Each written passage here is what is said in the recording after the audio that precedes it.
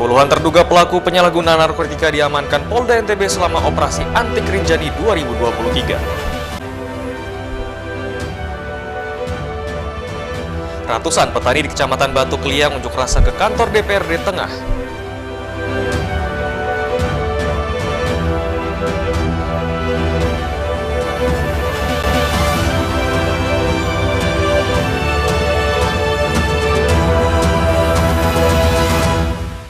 Apa kabar pemirsa, kembali kami menjumpai Anda di iNews NTB. Beragam informasi penting dan menarik akan kami suguhkan untuk Anda. Selengkapnya bersama saya Hidayat Adiasi, inilah iNews NTB selengkapnya.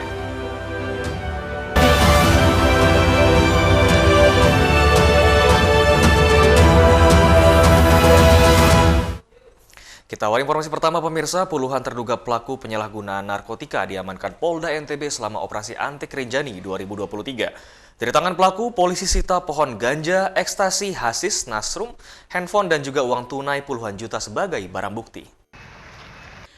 Selama 14 hari operasi Antik Rinjani 2023 dari 18 September hingga 1 Oktober, Ditres Narkoba Polda NTB berhasil mengamankan 35 terduga pelaku penyalahgunaan narkotika dengan barang bukti berupa 3 pohon ganja, 1 butir ekstasi, hasis 35,61 gram, magic mushroom seberat 27,76 gram, 30 unit handphone berbagai merek serta uang tunai Rp45.698.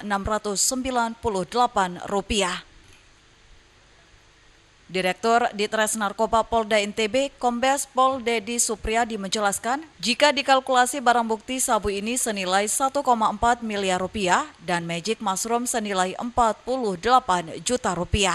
Baru-baru ini sekira tanggal 21 September kemarin tahun 2023 atas perintah dari Bapak Kapolri yang mengeluarkan kebijakan adanya pembentukan satuan tugas penanganan penyalahgunaan dan peredaran gelap narkoba. Saat ini para terduga pelaku diamankan di Mapolda NTB guna pemeriksaan lebih lanjut. Pelaku terjerat Undang-Undang Nomor 35 Tahun 2009 tentang narkotika dengan pidana kurungan paling lama 20 tahun penjara. Dari Mataram, Hari Kasidi, iNews melaporkan. Sementara itu, 8 terduga pengedar dan penyalahguna narkotika diamankan Polres Lombok Barat saat operasi Antik 2023. 2 dari 8 terduga pelaku merupakan target operasi. Kedelapan terduga pengedar dan penyalahgunaan narkotika ditangkap Polres Lombok Barat di Desa Karangbongkot dan Lingkar Karangbongkot, Kecamatan Labuapi, Lombok Barat. Dari hasil tes urinnya, 7 terduga pelaku positif mengkonsumsi narkotika, 2 tersangka merupakan target operasi. Dari tangan terduga pelaku, polisi sita 15 klip plastik dengan berat 7,33 gram, uang tunai Rp127.000. Kapolres Lombok Barat mengatakan barang haram tersebut oleh para pelaku dikonsumsi pribadi. Dari 7 laporan polisi ini, 2 adalah target operasi, 5 yang kita tangkap adalah pengguna. Dari 7 ini, 4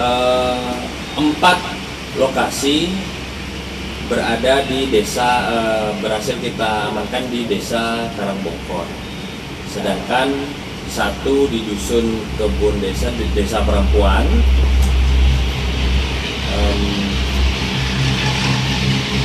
1 lagi di Desa Telaga Waru,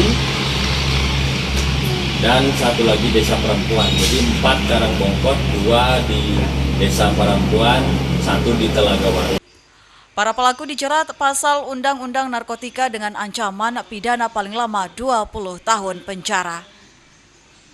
Dari Lombok Barat, Muzakir, iNews melaporkan. 8 terduga pelaku penyalahgunaan narkotika jenis sabu ditangkap Satres Narkoba Polres Lombok Tengah selama operasi Antik Rinjani 2023. Dari hasil pengungkapan tersebut, polisi amankan 6,16 gram sabu sebagai barang bukti. 8 terduga pelaku penyalahgunaan narkotika jenis sabu ditangkap Satres Narkoba Polres Lombok Tengah. Dari 8 terduga pelaku ini ditemukan sebagai pengedar dan juga kurir sabu dengan usia dari 18 hingga 20 tahun. Berdasarkan hasil penangkapan, polisi mengungkap 6 kasus penyalahgunaan narkoba dari 6 tempat kejadian perkara. Di antaranya Kecamatan Janapria dengan jumlah 2 kasus, Kecamatan Peraya 3 kasus, dan Kecamatan Pujut 1 kasus. Selain mengamankan terduga pelaku, polisi juga mengamankan narkoba seberat bruto 6,16 gram sabu, beserta sejumlah barang bukti seperti sejumlah uang, HP, korek api, hingga alat hisap atau bong. Pengungkapan kasus narkotika ini merupakan hasil dari operasi Antik Rinjani yang digelar sejak 18 September hingga 1 Oktober 2023. 8 tersangka atau terduga pelaku dengan LP sebanyak 6, tersangkanya 8 di 6 TKP yang berbeda. Ya, 6 TKP berbeda di 3 desa ya. Jadi hasilnya itu adalah 1 TO itu target operasi berhasil kami ungkap, dan yang 7 adalah non TO. Nah, dari sekian ini kami berhasil mengamankan sejumlah barang bukti sabu-sabu yang mungkin ada di depan rekan-rekan semua, uang sama klip, handphone, alat bom. Atas perbuatannya, para tersangka dijerat pasal 112 dan 114 Undang-Undang Nomor 35 Tahun 2009 tentang narkotika dengan ancaman hukuman pidana minimal 15 tahun penjara dan maksimal 20 tahun penjara. Dari Lombok Tengah, Emma Widiawati, iNews melaporkan. Kami akan segera kembali, tetaplah bersama iNews NTB.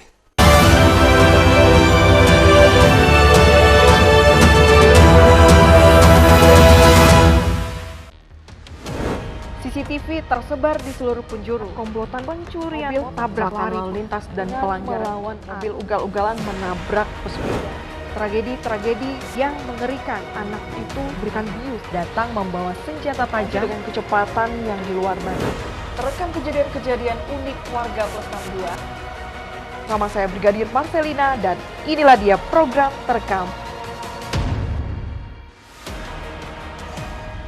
Saya Aiman Wicaksono. Saya akan mengupas tuntas malam ini. Saya mendapatkan kesempatan secara eksklusif. Bismillah, walaupun itu teman. 4 miliar dalam 1 jam itu nggak sulit. Betul. The Prime Show with Aiman, setiap Rabu pukul 8:30 malam. Saya Prabowo Revolusi, kita berbagi cerita. Rupanya konspirasi itu ini. Oh iya. Apakah jadi capres? Kita setuju. Sebetulnya saya ini untuk menjadi presiden, saya harus siap. Konspirasi Prabu, setiap Rabu pukul 9:30 malam.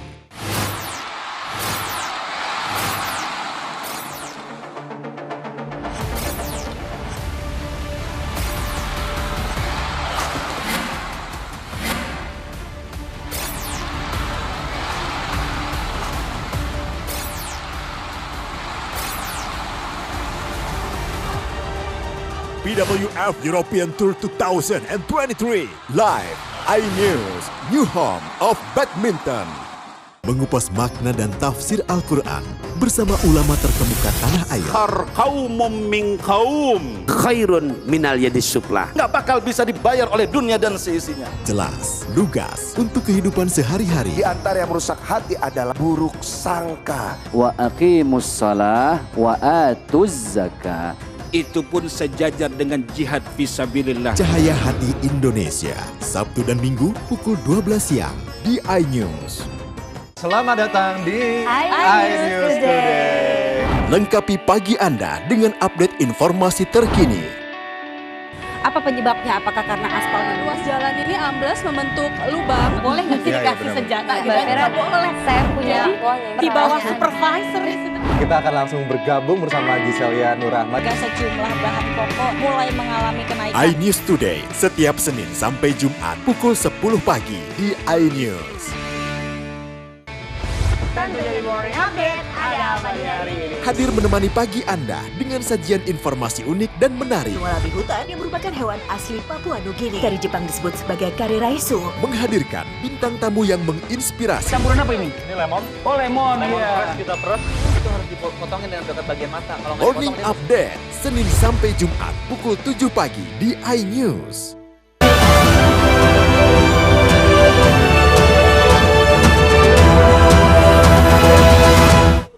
Terima kasih Anda masih bersama kami pemirsa. Ratusan petani di Kecamatan Batu Keliang unjuk rasa ke kantor DPRD Lombok Tengah.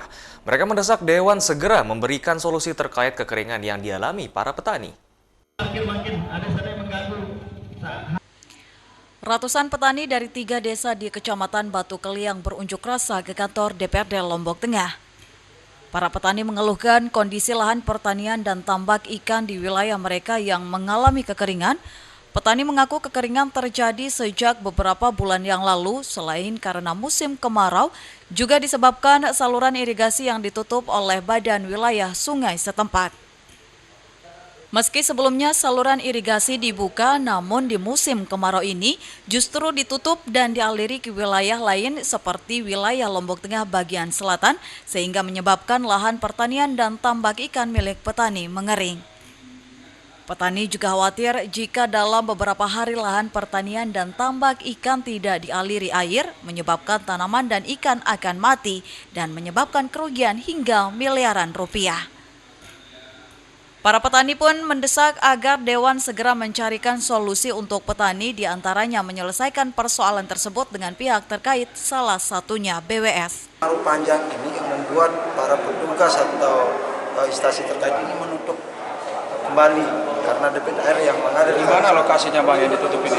Di sekitar Keluncing namanya, di daerah Muntong Dahu yang ditutup. Ini aliran air dari Koko Baba. Irigasi itu ya? Irigasi. Sementara itu, anggota Dewan Komisi 2, Sidik menjelaskan akan segera mencari solusi dengan merundingkan masalah tersebut dengan BWS dan pihak terkait, terutama mencari solusi permanen. Musim tertentu, tiba-tiba memang ada teman-teman dari BWS yang menutup lubang yang katakanlah lubang pembuangan kan, atau lubang yang memang diperuntukkan untuk masyarakat yang ada di seputaran tadi, 3 desa tadi. Nah, cuman kadang-kadang di beberapa hari tertentu, bulan tertentu, itu ada orang-orang dari BWS yang menutup lubang tersebut sehingga pakai dicor permanen. Nah, lalu kejadiannya udah sering kali seperti ini. Sekarang ditutup, besok malam dibongkar. Sekarang besok malam dibongkar. Setelah mendapat tanggapan dari Komisi DPRD Lombok Tengah, masa aksi membubarkan diri dengan tertib. Dari Lombok Tengah, Emma Widiawati, iNews melaporkan. Ya, kita beralih ke informasi lainnya. Majelis Hakim Pengadilan Negeri Mataram melakukan peninjauan setempat atau PS ke lokasi lahan sengketa di Gili Trawangan, Lombok Utara. Majelis Hakim Pengadilan Negeri Mataram melakukan peninjauan setempat terhadap objek lahan yang disengketakan dengan menghadirkan pihak penggugat maupun tergugat. Di atas lahan seluas 11 are yang disengketakan ini telah berdiri 8 kamar hotel. Sebelum pengelolaan lahan oleh kesewa dari warga lalu dijual ke pengelola lainnya seharga 8 miliar. Namun pembayaran baru 5 miliar dan tersisa 3 miliar hingga berujung gugatan. Terkait gugatan para pihak penggugat sama tergugat itu tentang kepemilikan jual beli villa ini ya, villa and restoran ini di Gili Trawangan ini. Jadi Majelis Hakim Pengadilan Mataram, karena ini wilayah hukumnya Pengadilan Mataram, jadi kita sama-sama melakukan pemeriksaan setempat, baik pihak penggugat maupun tergugat kuasanya masing-masing. Itu aja, kita melihat lokasinya. Seperti apa bentuk jual belinya, Pak? Sesuai dengan perjanjiannya itu kan nanti dalam pokok perkaranya ya. Jadi saya tidak bisa jelaskan betul karena ini masih dalam persidangan. Saat ini gugatan kita sudah sampai tahap pemeriksaan setempat dan baru saja dilaksanakan pemeriksaan setempat. Ini yang merupakan suatu upaya hukum yang kita lakukan sebenarnya terhadap potret saksi yang dilakukan oleh para pihak tergugat. Nah, karena itu sebenarnya sudah dapat menilai siapa yang bermasalah. Ya, jadi kita mengikuti prosedur saja. Untuk saat ini kita sajikan PS ya. Untuk minggu depannya kemudian mereka nanti akan mengajukan saksi. Setelah saksi mereka baru kita. Jadi sekali lagi seperti gugatan mereka mengatakan kita melakukan manifestasi atau tidak ambil itu. Tapi kita di jawaban kita sudah jelas juga bahwa ini kita mengikuti perjanjian sudah ada. Jadi di perjanjian itu menyatakan apabila tanah ini diambil oleh pemerintah, maka tidak ada lagi kewajiban bagi kami untuk membayar dan tidak ada juga kewajiban mereka untuk membalikan uang itu pada kami. Menurut kuasa hukum penggugat, menilai tergugat mengalami wan prestasi atau tidak mampu melunasi hutang tepat waktu. Namun tidak demikian halnya dengan kuasa hukum tergugat yang berpegang pada regulasi dan ketentuan pemerintah, di mana status lahan yang disengketakan merupakan milik pemerintah provinsi pasca pemberian pengelolaan HPL oleh pusat dan pencabutan HGU yang diartikan kewajiban membuat sewa tidak lagi dengan warga maupun pengelola, melainkan dengan pemerintah provinsi NTB. Hingga adanya putusan pengadilan yang bersifat ingkrah atau mempunyai kekuatan hukum tetap, para pihak yang bersengketa diminta untuk saling menahan diri dan tidak membuat aksi kriminal seperti melakukan penyegelan hotel atau tempat usaha. Dari Lombok Utara, Hari Kasidi, iNews melaporkan. Terhitung 11 Oktober, Otoritas Pelabuhan Kayangan Lombok Timur, Nusa Tenggara Barat akan mulai terapkan elektronik tiket di mana penerapan kebijakan tersebut guna untuk menghindari terjadinya penumpukan penumpang dan juga calo tiket. Jelang penerapan e-tiket atau tiket elektronik di Pelabuhan Kayangan Lombok Timur per 11 Oktober mendatang, Otoritas Pelabuhan telah melakukan berbagai persiapan bersama stakeholder dan pihak terkait lainnya. GM ASDP Pelabuhan Kayangan, pemberlakuan tiket elektronik ini guna menghindari terjadinya penumpukan penumpang kapal dan menghindari praktek percaloan tiket di pelabuhan. Jadi dengan sistem online ini kita akan menghindarkan terjadinya penumpukan di pelabuhan. Selama ini kendaraan datang ke pelabuhan, beli tiket masuk, ya kan. Sementara kapasitas pelabuhan atau kapasitas kapal sendiri terbatas. Dengan demikian kita perlu mengkuotakan berapa sih kapasitas pelabuhan di Kayangan dan Batu Tanu, benar berapa sih kapasitas masing-masing kapal. Jadi kita akan bagi jam per jam. Sementara itu, Kepala Dinas Perhubungan Provinsi NTB menyambut positif dan mengapresiasi terobosan dari ASDP Kayangan dan diharapkan dapat memudahkan masyarakat karena bisa mengatur jadwal bepergiannya. Ini ya ujung-ujungnya adalah akuntabel sebenarnya. Aplikasi juga? Aplikasi dan memastikan bahwa bepergian itu sudah ada perencanaannya. Itu yang paling penting. Karena ada masa pakai kan ini, masa dia expired itu ada. Dan refundnya sudah dihitung, seperti pesawat lah.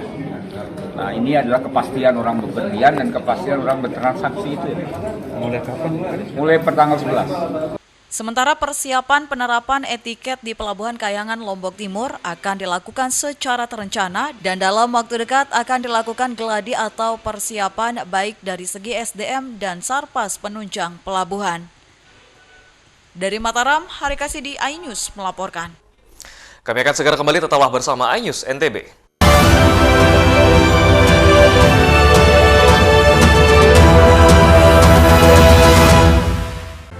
Bikin mata kita melek dan rasanya mantap. Temani weekendmu bersama program kuliner spesial.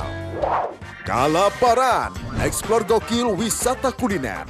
Hidden Gem, tempat makan yang jarang terekspos. Food Diary, mengupas sejarah kuliner dan viral.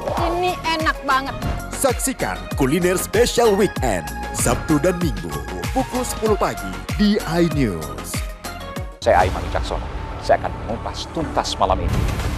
Saya mendapatkan kesempatan secara eksklusif. Bismillah, walaupun itu teman. 4 miliar dalam 1 jam itu nggak sulit. Betul. The Prime Show with Aiman, setiap Rabu pukul 8:30 malam. Saya Prabowo Revolusi, kita berbagi cerita. Rupanya konspirasi itu ini. Oh iya. Apakah jadi capres? Kita setuju. Sebetulnya saya ini untuk menjadi presiden, saya harus siap.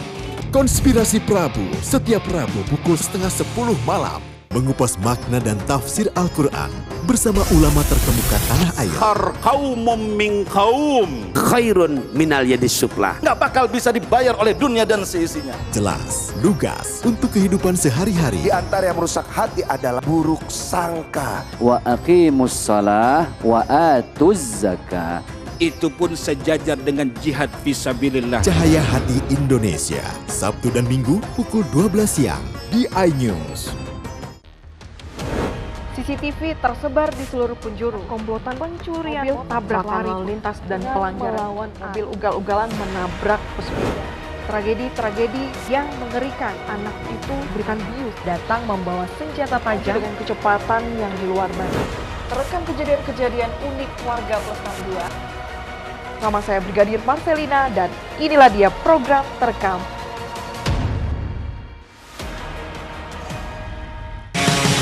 Kompilasi berita olahraga paling top dan sensasional, baik dalam dan luar negeri. Kamu menyaksikan Top Sport bersama saya, Tanjung Karawai. Hai, namaku Grini. Grini mau ajak teman-teman untuk menjaga bumi kita tercinta dari kerusakan.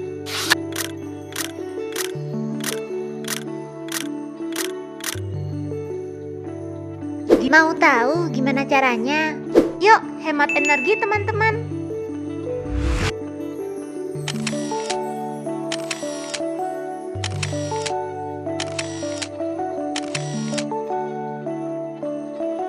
Kurangi penggunaan plastik sekali pakai.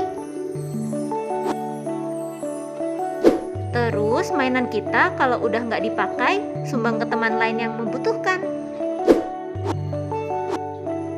Bisa kan teman-teman? Yuk kita selamatkan bumi dari kerusakan untuk masa depan kita teman-teman.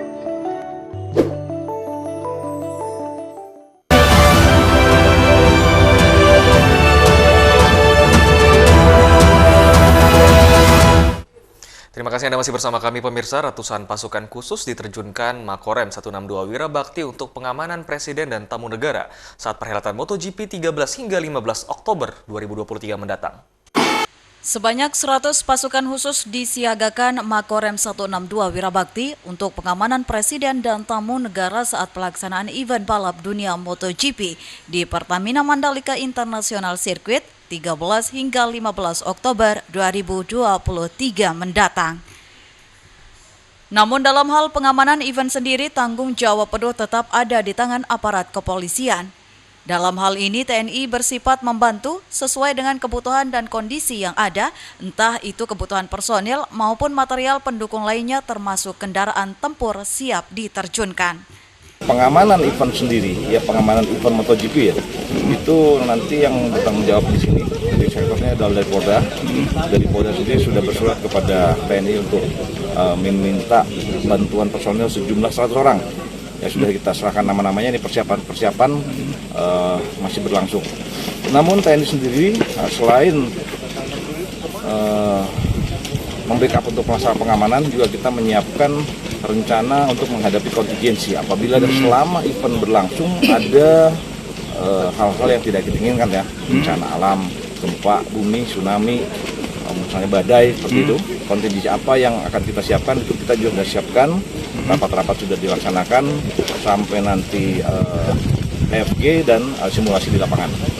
Skema pengamanan kontingensi juga sudah dipersiapkan oleh TNI dan Polri dalam hal ini untuk mengantisipasi adanya gangguan alam. Total personil gabungan yang diterjunkan sebanyak 3.394 personil TNI Polri siap amankan event tahunan dunia tersebut. Dari Lombok Barat, Muzakir, iNews melaporkan. Ratusan ekor merpati ikuti lomba tahunan adu cepat terbang yang berjarak 650 km. Dan pemenang merpati tercepat berasal dari Kecamatan Sawahan, Madiun, Jawa Timur dengan kecepatan 896.724 per jam. Sebanyak 150 ekor merpati ikuti lomba tahunan adu kecepatan terbang berjarak 650 km. Lomba adu kecepatan terbang merpati ini dilepas dari Antar ke Timis, halaman Mapolsek Sumbawa, dan titik finish di Madiun, Jawa Timur. Sebelum memulai perlombaan, ratusan merpati dipasangi barcode dan didaftarkan di titik finish di Madiun, Jawa Timur. Ada 6 pos pelepasan yang diuji dimulai dari Pasuruan, Basuki, Banyuwangi, Bali, Lombok, dan di terakhir di Sumbawa. Persatuan Olahraga Merpati pos seluruh Indonesia, yaitu dari POMSI, dan salah satunya kita yang dari Kota Madiun itu mengadakan kegiatan tahunan, yaitu ada 6 pos. Biasanya pelepasan itu untuk biar tahu kenapa merpati itu biasanya untuk pulang. Kita tes dari awal dari Pasuruan, dia pulang, kita lepas Pasuruan, terus Besuki, pulang, terus sampai Banyuwangi, Bali, Lombok, dan yang terakhir ini Sumbawa. Pemenang merpati tercepat berasal dari Kecamatan Sawahan, Madiun, Jawa Timur dengan kecepatan 896.724 per jam. Pemenang lomba mendapatkan hadiah berupa trofi dan uang tunai untuk pengembangan ternak. Dari Sumbawa, Topan Iswandi, iNews melaporkan. Ya, sementara itu tradisi nyongkolan bagi masyarakat Lombok mungkin nampak biasa, tapi tradisi mengiring pengantin yang satu ini terlihat tidak biasa karena dilakukan oleh orang asing. Dan seperti apa keseruannya? Berikut liputan selengkapnya untuk Anda. Pemandangan tak biasa ini terlihat karena iring-iringan pengantin, semua pesertanya adalah warga negara asing.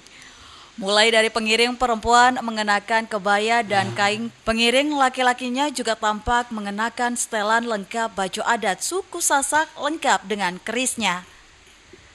Di barisan terdepan diisi oleh orang tua dari keluarga laki-laki, disusul pengantin perempuan yang diapit oleh dua pengiring perempuan, kemudian pengantin laki-lakinya mengikuti di barisan belakang yang juga diiringi oleh pengiring laki-laki mengenakan baju godek nungke.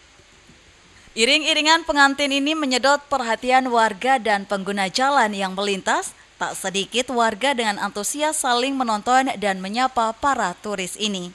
Salah satu kerabat pengantin dari Australia mengatakan sangat senang dan bangga bisa mengikuti salah satu tradisi suku Sasak karena tradisi ini jauh berbeda dengan tradisi di negara mereka. Nyongklok in Lombok is bagus. In Australia, we don't have anything like this, so it's very beautiful and it's nice to be a part of. Meski suaminya berkeluarga negaraan Australia, namun pengantin perempuan ini melangsungkan prosesi pernikahannya dengan menggunakan adat Sasak Lombok. Bahkan juga menggelar prosesi nyongkolan, semata-mata ingin memperkenalkan keluarga akan budaya Indonesia, khususnya suku Sasak. Di pernikahan saya kali ini, saya membawa suami saya ke sini untuk melihatkan budaya ya di Lombok ini, bagaimana perkenalkan dia sama keluarga saya. Ya, suami saya senang sekali di Lombok, dia senang sekali bisa ikut nyongkolan di sini, dikasih increase, senang sekali. Kita ada rombongan 70 orang dari Australia ikut di sini. Semuanya ikut nyongkolan, semuanya beli kebaya biar pas bisa ikut nyongkolannya.